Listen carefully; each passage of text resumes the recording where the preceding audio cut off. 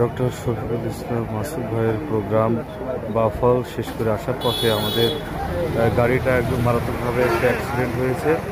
আসলে এই যে দেখতে পাচ্ছেন আপনারা, গাড়িটার অবস্থা খুবই খারাপ।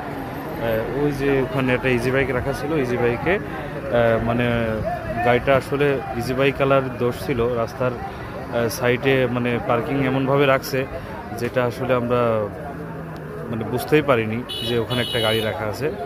তো আসলে আপনাদের কাছে দোয়া চাই, আল্লাহ তাআলা আমাদেরকে হেফাজত করেছেন। কবির বিন সামাদ ভাই মানে আলহামদুলিল্লাহ ও সুস্থ আছেন, তবে আঘাতপ্রাপ্ত হয়েছেন।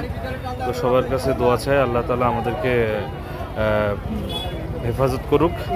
তো সবাই আমাদের জন্য দোয়া করবেন। আমাদের টিম সদস্য সবাই আলহামদুলিল্লাহ আমরা অক্ষত আছি আপনাদের দোয়ার বরকতে।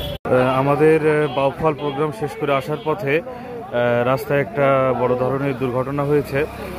পাশে একটা ইজি বাইক থাকার কারণে আমাদের গাড়িটি সেখানে লেগে